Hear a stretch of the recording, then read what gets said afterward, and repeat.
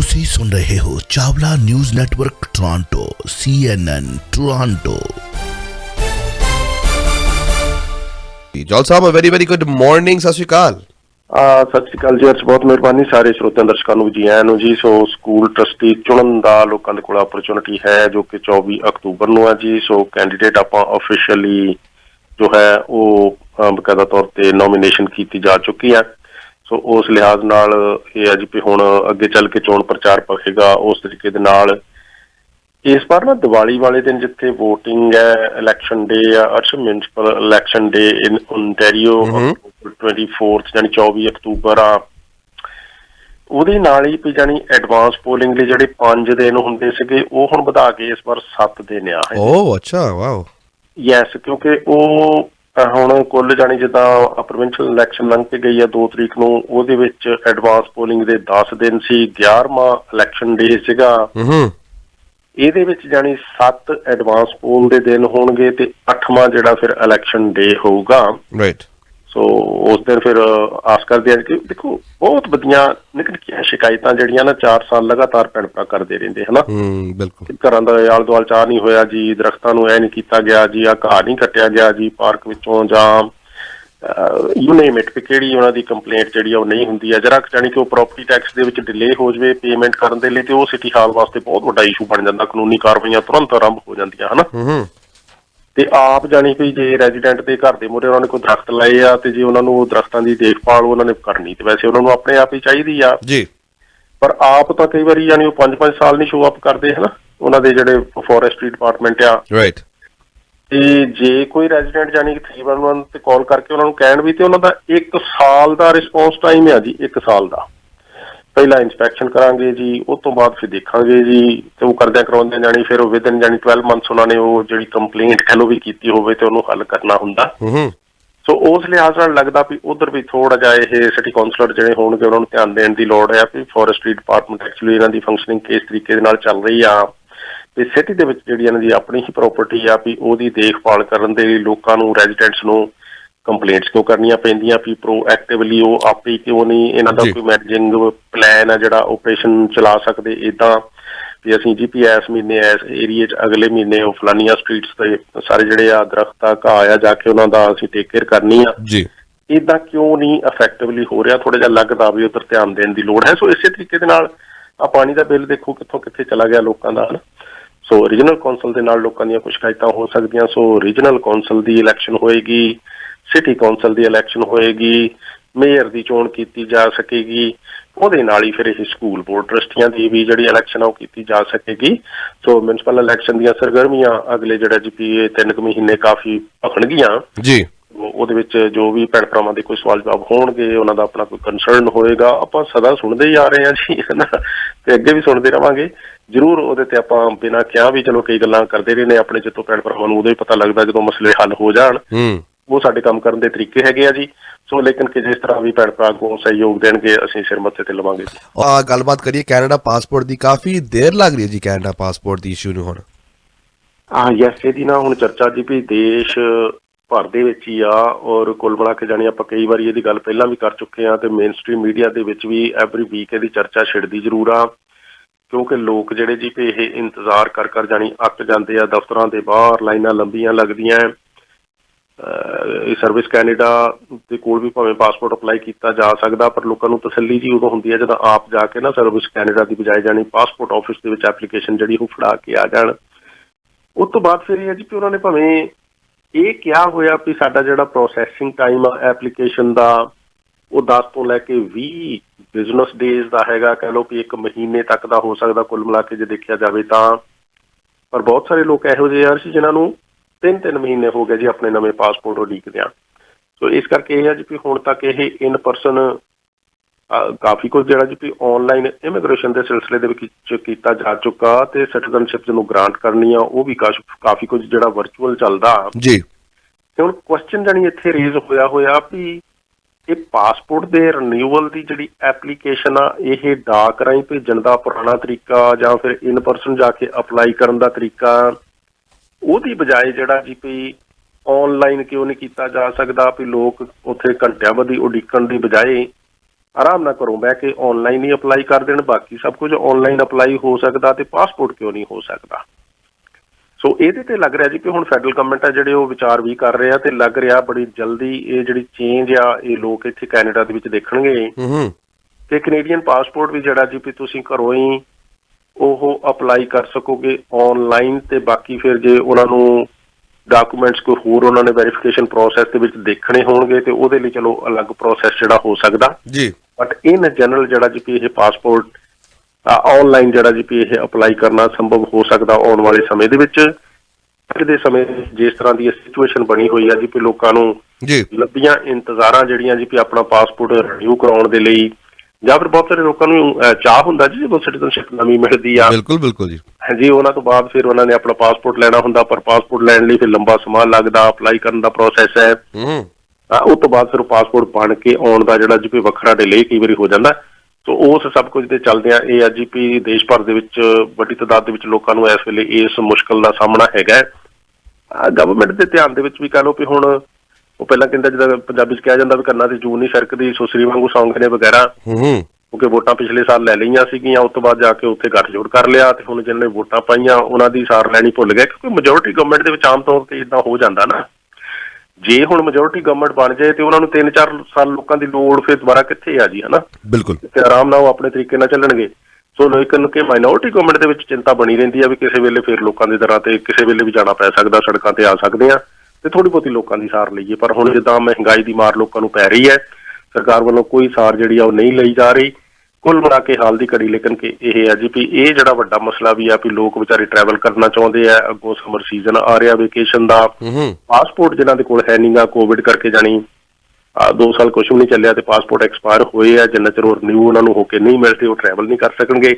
ਸੋ ਇਸ ਕਰਕੇ ਇਹ ਹੈ ਜੀ ਵੀ ਲੱਗਦਾ ਇਹ ਜਿਹੜੀ ਸਿਚੁਏਸ਼ਨ ਦੀ ਸਾਰੀ ਇਹ ਧਮਕ ਹੈ ਇਹ ਆਟੋਮਾ ਤੱਕ ਪੈ ਚੁੱਕੀ ਆ ਤੇ ਇਹਦੇ ਤੇ ਉਹ ਹੁਣ ਕੰਮ ਕਰਨ ਦੀ ਕੋਸ਼ਿਸ਼ ਕਰ ਰਹੇ ਆ ਕਿ ਕਿੱਦਾਂ ਇਹਨੂੰ ਰਿਜ਼ੋਲਵ ਕੀਤਾ ਜਾਵੇ। ਜੱਜ ਸਾਹਿਬ, ਪਰਮਿੰਦਰ ਸਿੰਘ ਅਤੇ ਮਨਵੀਰ ਸਿੰਘ ਜਿਨ੍ਹਾਂ ਨੂੰ ਗ੍ਰਿਫਤਾਰ ਕੀਤਾ ਗਿਆ ਸੀ ਅਤੇ ਅਰੈਸਟ ਵੀ ਕੀਤਾ ਗਿਆ ਐਂਡ ਉਹਨਾਂ ਨੂੰ ਛੱਡ ਵੀ ਦਿੱਤਾ ਗਿਆ ਜੀ ਵਿਦ ਨੋ ਚਾਰਜਸ ਬਿਕਾਜ਼ ਇੱਕ ਬਹੁਤ ਵੱਡਾ ਬੌਂਬ ਥ੍ਰੈਟ ਜਾਂ ਹੋਕਸ ਹੋਇਆ ਸੀ ਜੀ ਪਾਰਲੀਮੈਂਟ ਦੇ ਵਿੱਚ ਸੈਟਰਡੇ ਦੇ ਦੌਰਾਨ।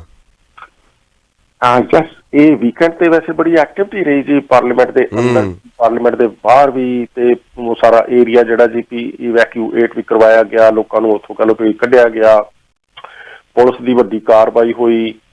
ਉਹੀ ਸਮਾਂ ਸੀਗਾ ਜਿਹੜਾ ਇਹ 1984 ਦੇ ਯਾਦ ਦੇ ਵਿੱਚ ਇੱਥੋਂ ਮਤਲਬ ਜਗ੍ਹਾ ਜਗ੍ਹਾ ਤੋਂ ਸਿੱਖ ਗਰੁੱਪਸ ਆ ਜਿਹੜੇ ਉਹ ਇਕੱਠੇ ਹੋਏ ਸੀਗੇ, ਉਹਨਾਂ ਨੇ ਆਪਣਾ ਸਾਲਾਨਾ ਜੋ ਰੈਲੀ ਕੀਤੀ ਜਾਂਦੀ ਉੱਥੇ ਜਾ ਕੇ ਬਿਲਕੁਲ ਉਹ ਕਰਨੀ ਸੀ, ਉਹਦੀ ਬਕਾਇਦਾ ਪਰਮਿਸ਼ਨ ਲਈ ਹੋਈ ਸੀ ਅਰਸ਼। ਪਰ ਕਿਸੇ ਤਰ੍ਹਾਂ ਜਾਣੀ ਇਹ CBSA ਦੇ ਕੋਲ ਪਹਿਲਾਂ ਕਲੂ ਜਿਹੜਾ ਉਹ ਗਿਆ ਵੀ ਇਸ ਤਰ੍ਹਾਂ ਜਿਹੜੀ ਕੋਈ ਬੌਂਬ ਥ੍ਰੈਟ ਆ, ਐਕਸਪਲੋਸਿਵ ਆ ਜਿਹੜੇ ਇਹ ਪਾਰਲੀਮੈਂਟ ਦੇ ਨੇੜੇ ਹੋ ਸਕਦੇ ਆ ਕਿਸੇ ਗੱਡੀ ਦੇ ਵਿੱਚ, ਵਾਹਨ ਦੇ ਵਿੱਚ, ਉਹਨੂੰ ਜਾਣੀ ਫਿਰ ਨੈਚੁਰਲੀ ਆ ਜਦੋਂ ਕਿਸੇ ਕੈਨੇਡੀਅਨ ਏਜੰਸੀ ਦੇ ਵੱਲੋਂ ਹੀ ਕੈਨੇਡੀਅਨ ਪੁਲਿਸ ਨੂੰ ਇਹ ਮਤਲਬ ਦੱਸਿਆ ਜਾਵੇ ਵੀ ਇਸ ਤਰ੍ਹਾਂ ਦਾ ਕੋਈ ਕਲੂ ਇਨਫੋਰਮੇਸ਼ਨ, ਤੇ ਉਹਨਾਂ ਨੂੰ ਸੀਰੀਅਸਲੀ ਲੈਣੀ ਪੈਂਦੀ, ਉਹਨੂੰ ਭਰੋਸੇਯੋਗ ਸੂਤਰ ਫਿਰ ਮੰਨ ਲਿਆ ਜਾਂਦਾ ਹੈ ਨਾ। ਇਸ ਕਰਕੇ ਜੀ ਕੋਈ ਵੱਡਾ ਐਕਸ਼ਨ ਆ ਜਿਹੜਾ ਪੁਲਿਸ ਦਾ ਉੱਥੇ ਆਸ-ਪਾਸ ਦੇ ਵਿੱਚ ਫਿਰ ਸ਼ੁਰੂ ਹੋਇਆ ਤੇ ਲੇਕਿਨ ਕਿ ਫਿਰ ਜਿੱਥੇ ਦੀ ਇਹਨਾਂ ਦੇ ਕੋਲ ਪਰਮਿਸ਼ਨ ਸੀਗੀ ਪਾਰਲੀਮੈਂਟ ਦੇ ਸਾਹਮਣੇ ਜਾ ਕੇ ਉਸ ਦਿਖਾਵਾ ਕਰਨ ਦੀ, ਉੱਥੇ ਵੀ ਐਂਟਰ ਨਾ ਹੋਣ ਦਿੱਤਾ ਗਿਆ ਤੇ ਲਾਗੇ ਹੀ ਫਿਰ ਜਾਣੀ ਸੁਪਰੀਮ ਕੋਰਟ ਦੀ ਬਿਲਡਿੰਗ ਆ, ਉੱਥੇ ਉਹਨਾਂ ਨੂੰ ਰੋਕ ਲਿਆ ਗਿਆ, ਕਹਿ ਲਓ ਕਿ ਉੱਧਰ ਨੂੰ ਭੇਜ ਦਿੱਤਾ ਗਿਆ। ਇਸੇ ਦੌਰਾਨ ਲੇਕਿਨ ਫਿਰ ਜਿਹੜਾ ਇਹ ਗ੍ਰਿਫਤਾਰੀਆਂ ਦਾ ਸਿਲਸਿਲਾ ਸ਼ੁਰੂ ਹੋ ਗਿਆ। ਪਰਮਿੰਦਰ ਸਿੰਘ ਤੇ ਮਨਵੀਰ ਸਿੰਘ ਵੈਸੇ ਮੇਨ ਸਟ੍ਰੀਮ ਮੀਡੀਆ ਦੇ ਵਿੱਚ ਵੀ ਜਾ ਕੇ ਇਹਨਾਂ ਨੇ ਆਪਣੀ ਦੁੱਖ ਭਰੀ ਦਾਸਤਾਨ ਜਿਹੜੀ ਸੁਣਾਈ ਆ ਜੀ, ਕਿਉਂਕਿ ਗ੍ਰਿਫਤਾਰੀ ਤੋਂ ਬਾਅਦ ਜੀ ਵੀ ਇਹਨਾਂ ਦੀਆਂ ਦਸਤਾਰਾਂ ਵੀ ਤਲਾਸ਼ੀ ਲਈ ਗਈ, ਇਹਨਾਂ ਦੇ ਜਿਹੜੇ ਕਕਾਰ ਸੀਗੇ, ਕੜਾ ਕਿਰਪਾਨ ਉਹ ਵੀ ਉਤਾਰੇ ਗਏ। ਸੋ ਕਾਫੀ ਨੈਚੁਰਲੀ ਐਸੀ ਸਿਚੁਏਸ਼ਨ ਦੇ ਵਿੱਚ ਵਿਅਕਤੀ ਫਿਰ ਆਪਣੇ ਆਪ ਨੂੰ ਜਿਹੜਾ ਜੀ ਵੀ ਹਿਊਮਿਲੀਏਟਡ ਤੇ ਮਹਿਸੂਸ ਕਰੇਗਾ ਜੀ। ਉਦੋਂ ਜਦੋਂ ਕਿ ਜਾਣੀ ਉਹਨੂੰ ਸਮਝ ਨਾ ਲੱਗ ਰਹੀ ਹੋਵੇ ਮੈਂ ਕੀਤਾ ਕੀ ਹੈ, ਕਿਉਂਕਿ ਦੋਸ਼ ਇਹ ਲੱਗ ਰਹੇ ਸੀਗੇ ਵੀ ਆ ਵੀ ਮਤਲਬ ਸਿੱਖ ਅੱਤਵਾਦ, ਸਿੱਖ ਐਕਸਟ੍ਰੀਮਿਜ਼ਮ ਵਗੈਰਾ, ਜਿਸ ਤਰ੍ਹਾਂ ਇਹ ਦੋਸ਼ ਜਿਹੜੇ ਲੱਗਦੇ ਆਏ ਲੰਬੇ ਸਮੇਂ ਤੋਂ, ਵੀ ਉਹਦੇ ਵਿੱਚ ਜਾਣੀ ਕਿ ਉਹ ਜਿਸ ਤਰ੍ਹਾਂ ਕਹਿੰਦੇ ਵੀ ਕਣਕ ਦੇ ਨਾਲ ਫਿਰ ਸੁਸਰੀ ਵੀ ਪਿਸ ਜਾਂਦੀ ਹੈ, ਜਿਹੜੇ ਬੇਦੋਸ਼ੀ ਲੋਕ ਆ ਜਾਣੀ ਉਹਨਾਂ ਨੂੰ ਇਹਦੇ ਵਿੱਚ ਕਈ ਵਾਰੀ ਇਸ ਤਰ੍ਹਾਂ ਦੀਆਂ ਸਿਚੁਏਸ਼ਨਸ ਦਾ ਸਾਹਮਣਾ ਕਰਨਾ ਪੈ ਸਕਦਾ ਜੀ। ਉਹਦੇ ਵਿੱਚ ਫਿਰ ਪੁਲਿਸ ਆਫੀਸਰਸ ਨੇ ਐਟ ਦਾ ਐਂਡ ਜਾਣੀ ਕਿ ਪਤਾ ਲੱਗ ਰਿਹਾ ਇਹਨਾਂ ਕੋਲੋਂ ਅਪੋਲੋਜਾਈਜ਼ ਕਰਕੇ ਮੁਆਫੀ ਮੰਗ ਕੇ ਤੇ ਫਿਰ ਇਹਨਾਂ ਨੂੰ ਜਿਹੜਾ ਜੀ ਰਿਹਾ ਕਰ ਦਿੱਤਾ। ਔਰ ਕੁੱਲ ਮਿਲਾ ਕੇ ਜਾਣੀ ਕਿ ਇਸ ਘਟਨਾ ਦੀ ਚਰਚਾ ਅੰਤਰਰਾਸ਼ਟਰੀ ਪੱਧਰ ਤੇ ਆ ਵੀ ਕੈਨੇਡਾ ਦੀ ਰਾਜਧਾਨੀ ਦੇ ਵਿੱਚ ਏਦਾਂ ਵੀ ਵਾਪਰ ਸਕਦਾ ਜੀ। ਕੈਨੇਡਾ ਦੀ ਫੈਡਰਲ ਸਰਕਾਰ ਨੇ ਲਿਫਟ ਕਰ ਦਿੱਤਾ ਜੀ, ਕਿਉਂਕਿ ਬਹੁਤ ਵੱਡੀ ਤਾਦਾਦ ਦੇ ਵਿੱਚ ਜਿੱਥੇ ਕੰਜੈਸ਼ਨ ਹੋ ਚੁੱਕੇ ਸੀ ਜੀ 에ਅਰਪੋਰਟ ਦੇ ਵਿੱਚ, ਲੰਬੀਆਂ ਲਾਈਨਾਂ, ਤੇ ਹੁਣ ਜੋ ਜੂਨ 20 ਤੋਂ ਬਾਅਦ ਜਿਹੜੇ ਅਨਵੈਕਸੀਨੇਟਿਡ ਲੋਕ ਨੇ ਉਹ ਜੋ ਟਰੈਵਲ ਬੈਨ ਹੈ ਉਹ ਉਤਾਰ ਦਿੱਤਾ ਗਿਆ। ਜੌਲ ਸਾਹਿਬ, ਇਹਦੀ ਕਾਫੀ ਵੱਡੀ ਖਬਰ ਹੈ ਜੀ, ਪਰੰਤੂ ਜਿਹੜੇ ਫੋਰਨਰ ਅਰਾਈਵਰਸ ਹੈ ਉਹਨਾਂ ਨੂੰ ਹਾਲੇ ਵੀ ਪ੍ਰੂਫ ਚਾਹੀਦਾ ਹੈ ਜੀ ਵੈਕਸੀਨੇਸ਼ਨ ਦਾ। ਓ ਯੈਸ ਅਰਸ਼, ਇਹ ਨਾ ਕੱਲ ਤੋਂ ਕਾਫੀ ਚਰਚਾ ਦੇ ਵਿੱਚ ਆ, ਕਿਉਂਕਿ ਆਟਵਾ ਤੋਂ ਜਿਉਂ ਹੀ ਜਾਣੀ ਇਹ ਪਤਾ ਲੱਗਣਾ ਸ਼ੁਰੂ ਹੋਇਆ ਸੀਗਾ ਵੀ ਇਸ ਤਰ੍ਹਾਂ ਦਾ ਡਿਸੀਜਨ ਆ ਜਿਹੜਾ ਗਵਰਨਮੈਂਟ ਉਹ ਬਣਾ ਰਹੇ ਨੇ, ਤੇ ਅੱਜ ਲੇਟਰ ਔਨ ਇਹਦੀ ਅਨਾਉਂਸਮੈਂਟ ਵੀ ਹੋ ਸਕਦੀ ਹੈ, ਜਿਹੜੀ ਕਿ 20 ਜੂਨ ਤੋਂ ਫਿਰ ਗਾਂ ਇਫੈਕਟਿਵ ਹੋਣੀ ਆ। ਕਿ ਖਾਸ ਤੌਰ ਤੇ ਹੁਣ ਤੱਕ ਜਿਹੜੇ ਅਨਵੈਕਸੀਨੇਟਿਡ ਲੋਕ ਅਰਸ਼ ਪੇ ਉਹਨਾਂ ਨੂੰ ਰੋਕਿਆ ਹੋਇਆ ਵੀ ਉਹ ਨਹੀਂ ਟਰੈਵਲ ਕਰ ਸਕਦੇ ਕੈਨੇਡਾ ਦੇ ਵਿੱਚੋਂ ਕਿਸੇ ਵੀ 에ਅਰਪੋਰਟ ਤੇ ਜਾ ਕੇ, ਜਾਂ ਇੱਥੋਂ ਤੱਕ ਕਿ ਰੇਲ ਗੱਡੀਆਂ ਵਗੈਰਾ ਦੇ ਵਿੱਚ ਵੀ। ਪਰ ਹੁਣ ਜਾਣੀ ਕਿ ਵੀ ਇਹ ਅਨਵੈਕਸੀਨੇਟਿਡ ਲੋਕਾਂ ਤੋਂ ਇਹ ਬੈਨ ਆ ਜਿਹੜਾ ਹਟਾਇਆ ਜਾਣਾ, ਕਿਉਂਕਿ 에ਅਰਪੋਰਟਸ ਤੇ ਕਾਫੀ ਉਗੜਾ ਦੁਗੜਾ ਕੰਮ ਹੋਇਆ ਪਿਆ ਵੀ ਇਹ ਵੈਕਸੀਨੇਟਿਡ ਲੋਕਾਂ ਨੂੰ ਜਿਹੜਾ ਜੀ ਵੈਰੀਫਿਕੇਸ਼ਨ ਦਾ ਪ੍ਰੋਸੈਸ ਹੈ ਉਹ ਐਕਸਟਰਾ ਟਾਈਮ ਕੰਜ਼ਿਊਮਿੰਗ ਹੋਣ ਕਰਕੇ ਲਾਈਨਾਂ ਜਿਹੜੀਆਂ ਆਪਾਂ ਦੇਖ ਰਹੇ ਹਾਂ, ਸਿਕਿਉਰਿਟੀ ਦੇ ਵਿੱਚ ਅਲੱਗ ਪ੍ਰੋਬਲਮ ਹੈ, ਕਸਟਮ ਕਲੀਅਰ ਦੇ ਵਿੱਚ ਵੱਖਰੀ ਸਮੱਸਿਆ ਹੈਗੀ ਹੈ, ਜਹਾਜ਼ਾਂ ਦੇ ਵਿੱਚ ਬੈਠੇ ਉੱਥੇ 에ਅਰਪੋਰਟ ਤੇ ਜਗ੍ਹਾ ਨਾ ਹੋਣ ਕਰਕੇ 2-2 ਘੰਟੇ ਕਈ ਵਾਰੀ ਲੋਕਾਂ ਨੂੰ ਜਹਾਜ਼ਾਂ ਦੇ ਵਿੱਚ ਹੀ ਖੜੇ ਉੱਥੇ ਬਿਠਾਈ ਰੱਖਿਆ ਜਾਂਦਾ। ਜਹਾਜ਼ ਜਿਹੜੇ ਆ ਰੇਲ ਉੱਥੇ ਕਹਿ ਲਓ ਵੀ ਇੱਕ ਤਰੀਕੇ ਨਾਲ ਲੈਂਡ ਕਰਨ ਤੋਂ ਬਾਅਦ ਉਹਨਾਂ ਨੂੰ ਦੁਬਾਰਾ ਪੈਸੇਂਜਰ ਬਾਹਰ ਕੱਢਣ ਤੱਕ ਜਾਣੀ ਕਿ ਡੌਕ ਤੇ ਲਗਾ ਕੇ ਕਈ ਵਾਰੀ 2-2 ਘੰਟੇ ਲੱਗ ਜਾਂਦੇ ਆ ਜੀ। ਬਿਲਕੁਲ, ਇਸ ਕਰਕੇ ਇਹ ਹੈ ਜੀ ਇਹੋ ਜਿਹੀ ਸਿਚੁਏਸ਼ਨ ਕੈਨੇਡੀਅਨ 에ਅਰਪੋਰਟਸ ਤੇ ਪਿਛਲੇ ਹਫ਼ਤਿਆਂ ਤੋਂ ਲਗਾਤਾਰ ਚੱਲ ਰਹੀ ਹੈ, ਤੇ ਇਹਦੇ ਵਿੱਚ ਵੀ ਸਰਕਾਰ ਹੁਣ ਤੱਕ ਵੈਸੇ ਕੈਨੇਡਾ ਦੀ ਕਾਫੀ ਸੁਸਤ ਰਹੇ ਨੇ। ਸਾਡੇ ਆਵਾਜਾਈ ਮੰਤਰੀ ਓਮਾਰ ਅਲਗਬਰਾ ਤੇ ਲੋਕਾਂ ਦਾ ਕਸੂਰ ਵੀ ਕੱਢ ਚੁੱਕੇ ਆ ਵੀ ਪੈਸੇਂਜਰ ਆ ਜਿਹੜੇ ਜੀ ਉਹ ਵੀ ਤਿਆਰ ਹੋ ਕੇ ਨਹੀਂ ਉੱਥੇ ਜਾਂਦੇ, ਇਸ ਤਰ੍ਹਾਂ ਦੀਆਂ ਚੀਜ਼ਾਂ ਵਸਤਾਂ ਕੋਲ ਲੈ ਕੇ ਉਹ ਚਲੇ ਜਾਂਦੇ ਆ ਵੀ ਜਿਹੜਾ ਸਿਕਿਉਰਿਟੀ ਦੇ ਵਿੱਚ ਫਿਰ ਜ਼ਿਆਦਾ ਟਾਈਮ ਲੱਗਦਾ ਉਹਨਾਂ ਦੀ ਜਾਂਚ ਕਰਦਿਆਂ। ਸੋ ਲੋਕ ਵੀ ਜੇ ਥੋੜਾ ਜਿਹਾ ਘਰੋਂ ਜ਼ਿਆਦਾ ਬੈਟਰ ਪ੍ਰੇਪੇਅਰ ਹੋ ਕੇ ਜਾਣ, ਮਤਲਬ ਕਿ ਉਹ ਜਿਹੀਆਂ ਚੀਜ਼ਾਂ ਨਾ 에ਅਰਪੋਰਟ ਤੇ ਲੈ ਕੇ ਜਾਣ ਜਿਹੜੀਆਂ ਨਹੀਂ ਲਿਜਾਣ ਦੀ ਲੋੜ, ਤੇ ਫਿਰ ਇਹ ਪ੍ਰੋਸੈਸ ਸਮੂਥਰ ਹੋ ਸਕਦਾ। ਪਰ ਇਹ ਸਿਚੁਏਸ਼ਨ ਤੇ ਸਦਾ ਹੀ ਰਹੀ ਹੈ ਨਾ, ਹੁਣ ਜਿਹੜਾ ਇਹ ਆ ਜੀ ਵੀ ਇਹ ਆਲ ਆਫ ਸਡਨ ਇੰਨਾ ਜਿਹੜਾ ਰਸ਼ 에ਅਰਪੋਰਟਸ ਤੇ ਪੈ ਰਿਹਾ, ਇਹਦੇ ਵਿੱਚ ਕਿਤੇ ਨਾ ਕਿਤੇ ਜਿਹੜੀ ਜੀ ਸਿਸਟਮ ਦੀਆਂ ਵੱਡੀਆਂ ਕਮਜ਼ੋਰੀਆਂ ਇਸ ਵੇਲੇ ਜਿਹੜੀਆਂ ਜੀ ਇਹ ਉਹ ਜਗਜ਼ਾਰ ਹੋਈਆਂ।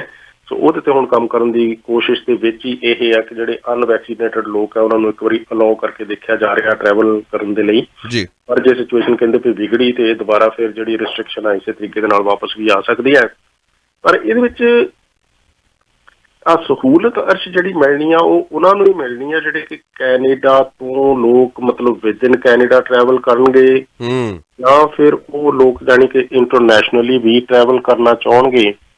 ਪਰ ਜੇ ਅਨਵੈਕਸੀਨੇਟਿਡ ਲੋਕ ਫਰਜ਼ ਕੀਤਾ ਵੀ ਟਰੈਵਲ ਕਰਨਗੇ ਤੇ ਫਿਰ ਕਿਤੇ ਨਾ ਕਿਤੇ ਉਹਨਾਂ ਨੇ ਵਾਪਸ ਵੀ ਤੇ ਮੁੜ ਕੇ ਆਉਣਾ ਹੀ ਆਣਾ। ਬਿਲਕੁਲ, ਜਦੋਂ ਵਾਪਸ ਮੁੜ ਕੇ ਆਉਣਾ ਤੇ ਫਿਰ 14 ਦਿਨ ਕੁਆਰੰਟੀਨ ਕਰਨਾ ਪਊਗਾ। ਬਿਲਕੁਲ। ਦੂਸਰਾ ਇਹ ਆ ਵੀ ਜਿਹੜੇ ਅਦਰਵਾਈਜ਼ ਫੋਰਨਰਸ ਜਾਣੀ ਕਿ ਅਰਾਈਵਲ ਇੱਥੇ ਕਰਨਗੇ ਟਰੈਵਲਰਸ, ਉਹਨਾਂ ਤੇ vaccination the condition as is ਲਾਗੂ ਰਹੂਗੀ। ਸੋ ਇਹ ਮਿਸ ਇੰਟਰਪ੍ਰੀਟ ਗਲਤ ਨਾ ਸਮਝ ਲਿਆ ਜਾਵੇ ਇਸ ਗੱਲ ਨੂੰ ਕਿਸੇ ਤਰ੍ਹਾਂ ਵੀ ਕਈ ਵਾਰੀ ਇੱਕਦਮ ਆਪਾਂ ਫੋਨ ਘੁਮਾ ਦਿੰਦੇ ਹਾਂ ਗੱਲ ਕੋਈ ਅੱਧੀ ਸੁਣ ਕੇ ਜੀ, ਵੀ ਜਿਨ੍ਹਾਂ ਨੇ ਵਿਦੇਸ਼ਾਂ ਤੋਂ ਆਉਣਾ ਉਹਨਾਂ ਦੇ ਲਈ ਇਹਦੇ ਵਿੱਚ ਕੋਈ ਨਵੀਂ ਗੱਲ ਨਹੀਂ ਗੀ। ਉਹਨਾਂ ਨੇ ਪਹਿਲਾਂ ਵਾਂਗੂ ਹੀ ਜਾਣੀ ਕਿ ਅਰਾਈਵ ਕਰਨ ਤੇ ਬਾਕੀ ਸਾਰਾ ਕੁਝ ਆਪਣਾ ਵੈਕਸੀਨੇਸ਼ਨ ਪ੍ਰੂਫ ਆਪਣੀ ਫਲਾਈਟ ਤੋਂ ਪਹਿਲਾਂ ਉੱਦਾਂ ਹੀ ਰਹਿਣਾ ਆ।